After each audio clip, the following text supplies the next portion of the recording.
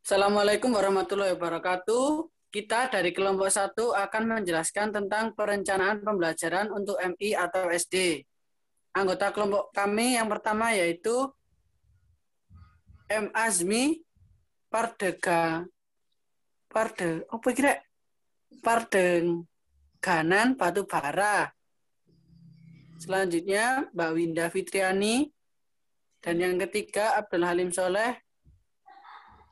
Dan yang terakhir Lucianti. Di sini saya akan menjelaskan tentang definisi aplikasi pendekatan sistem.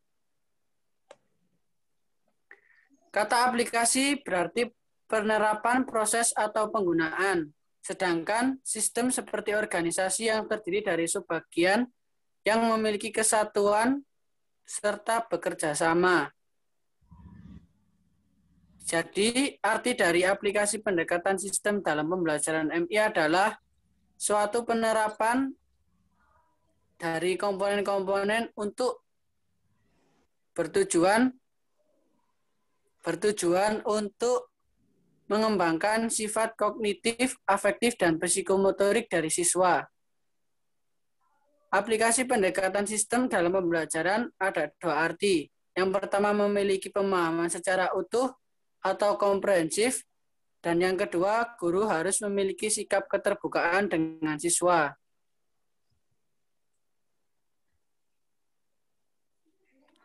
Selanjutnya yaitu saya akan menjelaskan tentang komponen mengajar. Yang pertama adalah siswa wajib diketahui mulai dari karakteristik.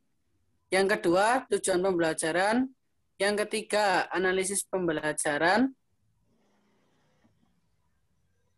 Yang keempat, merencanakan pembelajaran.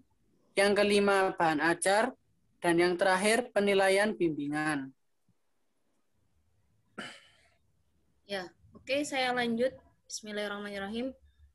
Komponen pendekatan sistem pembelajaran, yaitu komponen pendekatan sistem pembelajaran ini meliputi yang pertama adalah siswa. Siswa di sini adalah menjadi pusat suatu kegiatan pembelajaran. Jadi, di dalam kegiatan pembelajaran, siswa sebagai orang yang ingin menggapai tujuannya, harapannya, dan cita-citanya.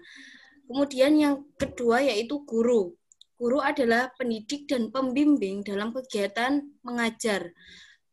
Guru sebagai pembimbing, apabila ada siswanya ada kendala, guru itu masuk untuk memberikan pengetahuan, memberikan pemahaman kepada siswanya. Yang kemudian tujuan pengajaan. Tujuan pengajaan merupakan keinginan atau impian yang harus dipenuhi dari sebuah kegiatan. Sebelum kegiatan belajar mengajar itu dimulai, guru itu wajib memaparkan sebuah tujuannya, apa yang ingin dicapai, dan lain sebagainya. Kemudian metode pembelajaran. Metode pembelajaran itu adalah cara penyajian suatu bahan pembelajaran yang digunakan guru pada saat waktu pembelajaran tersebut gitu. Kemudian media pembelajaran. Media pembelajaran yaitu sebuah alat peraga yang akan digunakan untuk memfahamkan muridnya gitu nggih. Kemudian yang poin selanjutnya yaitu materi. Materi adalah dalam sebuah kegiatan pembelajaran. Materi itu harus ditata sebagus mungkin untuk mencapai sebuah harapan yang kita inginkan gitu. Materi itu juga menjadi faktor terpenting dalam kegiatan belajar mengajar. Dalam kerangka materi merupakan inti dari sebuah pembelajaran. Kemudian yang G, poin selanjutnya yaitu evaluasi pembelajaran. Evaluasi pembelajaran yaitu tahap akhir yang harus dilakukan untuk mengetahui kemampuan dalam menggapai suatu pembelajaran. Evaluasi pembelajaran itu bisa berupa paper, ujian, dan lain sebagainya, tes lisan, dan lain sebagainya. Itu. Kemudian Poin selanjutnya yaitu lingkungan. Lingkungan adalah salah satu bagian terpenting dalam kegiatan pembelajaran. Lingkungan itu juga berpengaruh terhadap kegiatan pembelajaran. Misalnya lingkungan sosialnya, lingkungan psikisnya, lingkungan alam, lingkungan psikis, dan lingkungan psikologinya itu gimana. Kemudian, aplikasi pendekatan dalam pembelajaran itu ada dua. Yang pertama adalah adanya pengetahuan secara utuh. Bahwasanya adanya pengetahuan secara utuh, pembelajaran sangat tergantung berbagai komponen. Berbagai komponen. Apabila sebuah komponen itu gagal dalam prosesnya, otomatis dengan ini guru mampu mengolah sebuah komponen itu menjadi komponen pembelajaran yang lebih baik lagi gitu.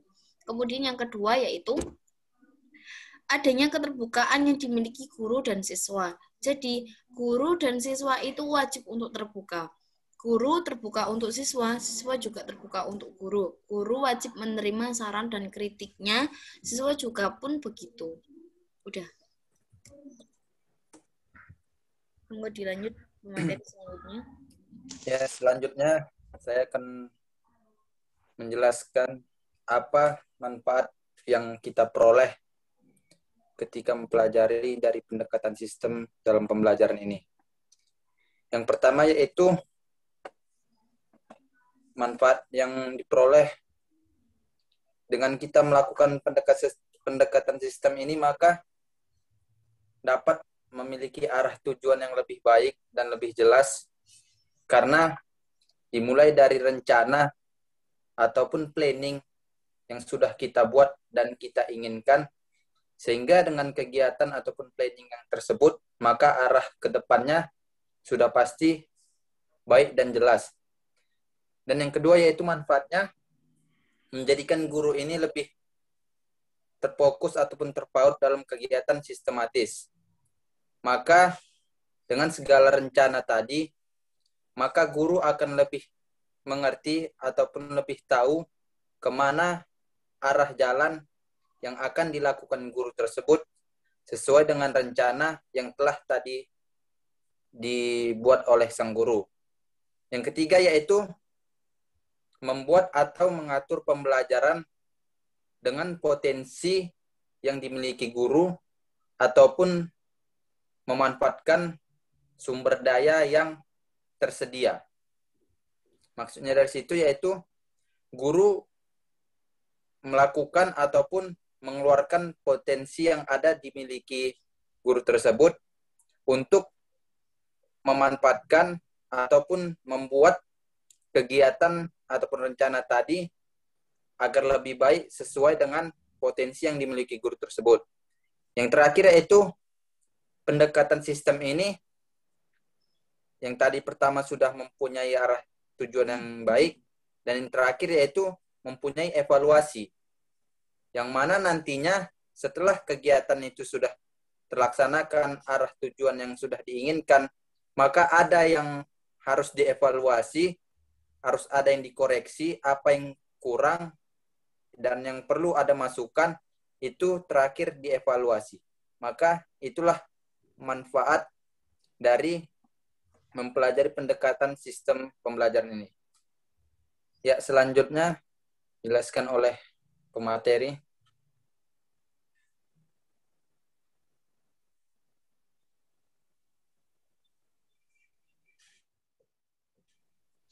Materi selanjutnya, monggo Mbak Lucy. 3 variabel dalam pembelajaran. Dalam pembelajaran ini, yang pertama ada variabel kondisi pembelajaran, variabel metode pembelajaran, dan variabel hasil pembelajaran.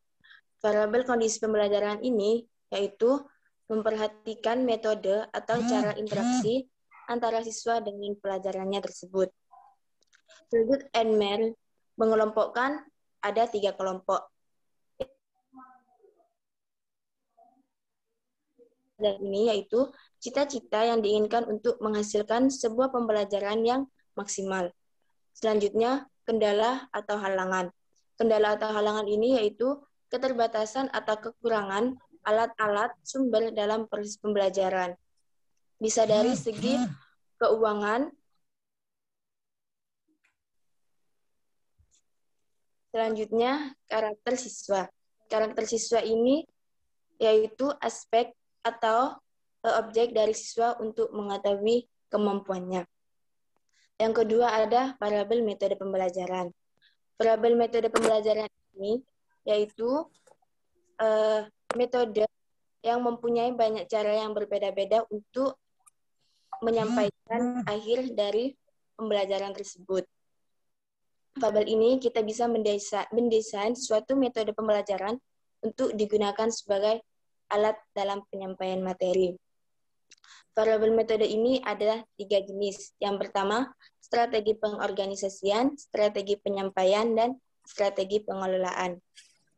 Dan terakhir ada variabel hasil pembelajaran.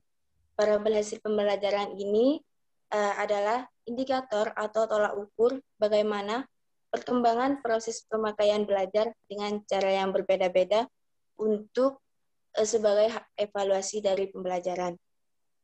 Variabel ini ada 3. Yang pertama, keefektifan. Kedua, efisiensi. Dan terakhir, ketertarikan dalam pembelajaran. Sekian.